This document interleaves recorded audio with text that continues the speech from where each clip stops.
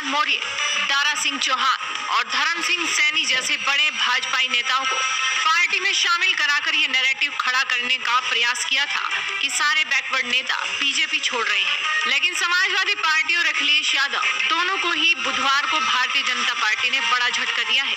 BJP ने मुलायम सिंह यादव के घर में ही सेंध लगा दी। अपर्णा यादव अब बीजेपी का दामन थाम चुकी है।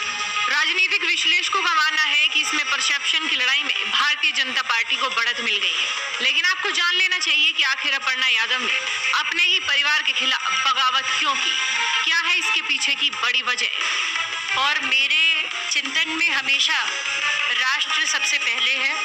मुझे लगता है कि राष्ट्र का धर्म मेरे लिए सबसे ज़्यादा ज़रूरी है और मैं बस यही बोलना चाहती हूँ कि अब मैं राष्ट्र की आराधना करने निकली हूँ।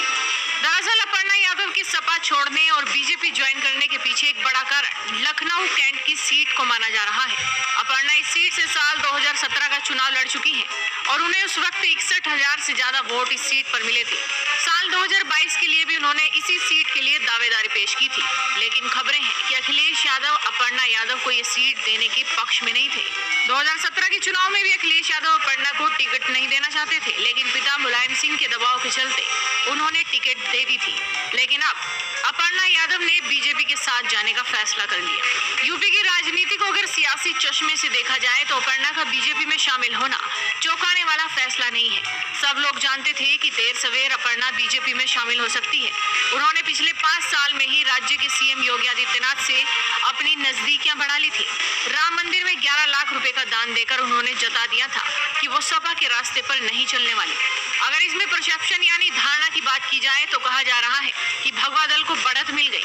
बीजेपी नेताओं का कहना है कि मुलायम सिंह की छोटी बहू हो या फिर स्वामी प्रसाद मौर्य की बेटी, दोनों ही बीजेपी में सुरक्षित महसूस करती हैं। ये सामने ही उदाहरण है, मुलायम सिंह की बहू और स्वामी प्रसाद मौर्य जी की बेटी दोनों ही भारतीय जनता पार्टी में अपने आप को सुरक्षित महसूस करती हैं, क्योंकि उत्तर प्रदेश की 25 करोड़ की आबादी में मेरी माताएं बहनें, उत्तर प्रदेश की बहू बेटियां भी अपने आप को सुरक्षित महसूस करती हैं।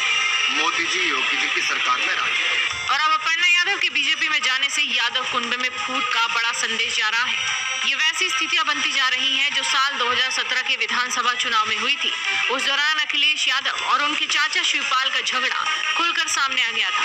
शिवपाल के सपा छोड़ने से चाचा भतीजे के बीच दरार बढ़ गई और बीजेपी ने इसका भरपूर फायदा उठाया। वहीं बात की जाए तो लखनऊ कैंट सीट की, तो इसे बीजेपी का गढ़ माना जाता है।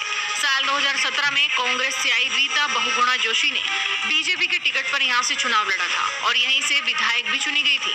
साल 2019 का चुनाव जीतने के बाद उन्होंने इस्तीफा दे दिया और इसके बाद बीजेपी ने उपचुनाव में सुरेश तिवारी को मैदान में उतारा, जो 1996, 2002 और 2007 में जीत का परचम लहरा चुके थे।